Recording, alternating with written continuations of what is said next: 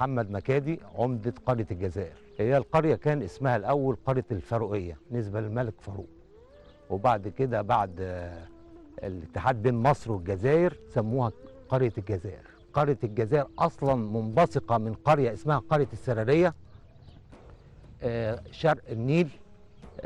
قرية السرارية دي هي اللي عمل نفس عائلات قرية السرارية، هي نفس عائلات قرية الجزائر اللي هي الفاروقية سابقا. العمدة بتاع السرارية عمدة وفاء مكادي، هو العمدة مع حمادة مكادي عمدة الجزائر. في ارتباط وثيق ما بين العائلات دي، ومفيش مسلم ولا مسيحي، احنا كلنا بنجامل بعض في الافراح والاحزان يعني ما فيش عندنا هنا مسلم او مسيحي. احنا عندنا نسبة الكالسيوم عالية جدا، وبنطالب المستثمرين اللي هم كانوا في المؤتمر الاقتصادي يجوا يستثمروا عندنا، شغل الشباب ونمحي البطالة ونعرف نفتح مجال الاقتصاد ونمحي البطالة في المحافظة كلها. بالنسبة لتنمية القرية الفقيرة تتطلب توفير مستلزمات إنتاج للأرض الزراعية، سماد للتقاوي للمبيدات، توفير الري. يعني احنا في القرية عندنا هنا المياه مش موجودة، كله شغال على الالتواز. توفير فرص عمل للشباب، وخاصة ان نسبة التعليم في الجمهورية كلها او في القرى بقت عالية خالص. فانا اقعد 17 سنة اتعلم ولا 15 سنة واطلع اقعد في بيتنا، ده موضوع عمل احباط.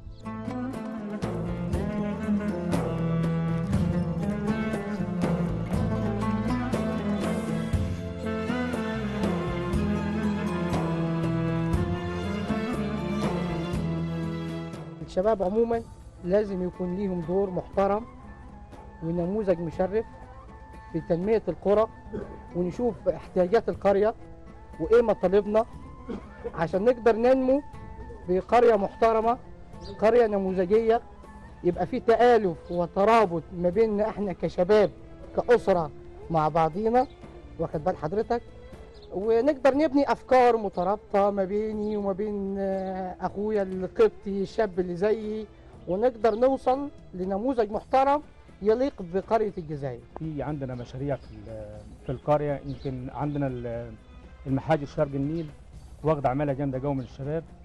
غير كده هتلاقي معظم الشباب في الهجره الداخليه شرم الشيخ فاتحه عندنا عدد كبير جدا من الشباب بيسافر شرم الشيخ، ومش سفر ان هو بيقضي مصلحه وبيجيب فلوس ويجي، لا ده بالعكس. يمكن احنا عندنا 3/4 الشباب متعلمين صنايع. ينقصنا المبادئ والقيم والاخلاق والاحترام والتبادل، يعني بقى فيه ود وفيه ادب وفيه احترام. انما للاسف الجيل بتاع الايام دي جيل مش، يعني مع احترامي للشباب، فيه كويس وفيه وحش. الكالتشر او السياسه او الثقافه بتاع الشباب دلوقتي اتغيرت. ليه؟ لان نرجع تاني لنفس مشكله العادات والتقاليد. انا لما يكون في حد كبير المفروض بيكون بيتكلم، المفروض انا بسمعه في الاول، بسمع هو عايز يقول ايه. انا دلوقتي احنا كشباب فينا جزء كبير او نسبه أنا نقول 50% على الاقل ما بيستناش يسمع الكبير. فلما تيجي تحكي بين العادات والتقاليد والهجوم على الشباب، ففي علاقه في علاقه كبيره بينهم، ما بين انه الشباب مش عايز يصبر ويستنى حاجات كتيره، وما بين انه ما اكتسبش الحاجات دي اللي هي العادات والتقاليد الاساسيه اللي تساعده انه يسمع الكبير، وبعد كده الكبير يسمعه ويستقبل منه. فعشان كده في نقطه الهجوم اللي حصلت. لكن المفروض وفي الفتره دي بالذات المفروض انه الشباب، يعني هو عمل حاجه جميله قوي من 25 يناير، هو كان عايز يغير، كان عايز عداله اجتماعيه، كان عايز عيش، كان عايز حريه، ده حقه، حق مشروع، كان عايز شغل، كل ده حقه. بس في نفس الوقت ما ينفعش افضل يعني الاقي مثلا البلد بتغرق بتغرق بتغرق وانا برضو افضل اطالب بحق. في حدود معينه عندها انا لازم استنى شويه. بحب اعلم اولادي احترام الكبير وان هو يشارك الناس بحب وما يزعلش من حد. دي اهم جزئيتين الشباب الجديد ده يطلع عليهم. لو طلع عليهم الدنيا والتركيبه المجتمعيه هتتغير تماما يعني.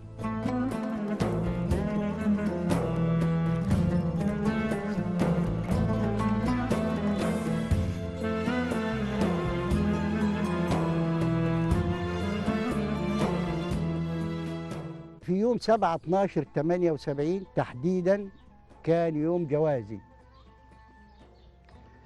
فوجئنا بزيارة للسيد رئيس الجمهورية ومعه النائب محمد حسني مبارك وعثمان أحمد عثمان وبعض القيادات السياسية والتنفيذية بالمنيا. أنا سبت الفرح لأن أنا يعني فوجئت بزيارة رئيس الجمهورية عشان يجي قرية من القرى زي قريتنا عشان يعني صالح اتنين، أنا هسميها كده بالبلدي بالفلاحي صالح اتنين. ده طبعا حدث كبير وتاريخي بالنسبة لي. فسبت الفرح ورحت ونطيت من على الحيط ودخلت العنب وجريت عشان أشوف أنور السادات رحمة الله عليه.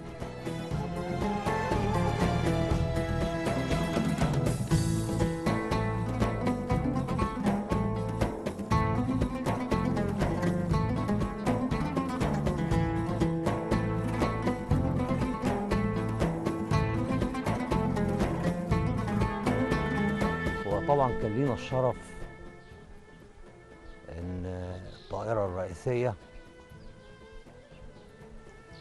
تنزل عندنا هنا في قرية الجزائر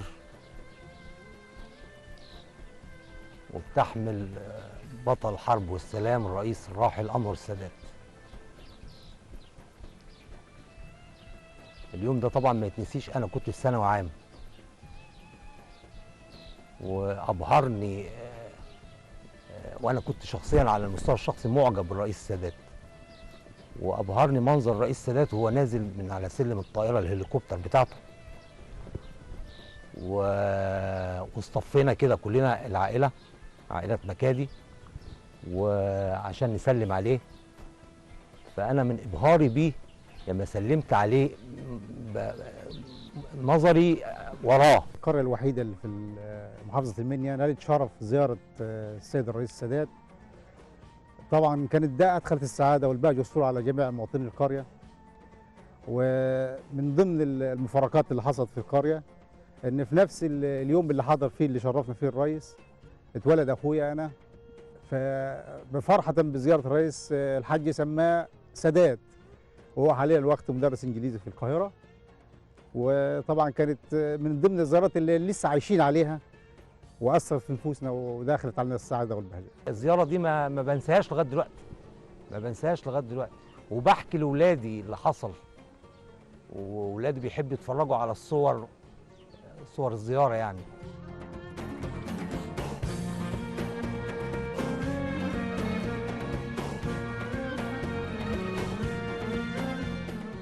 أحلم بمصر بالسلام والمحبة والأمان، لأن مصر السلام والأمن والأمان.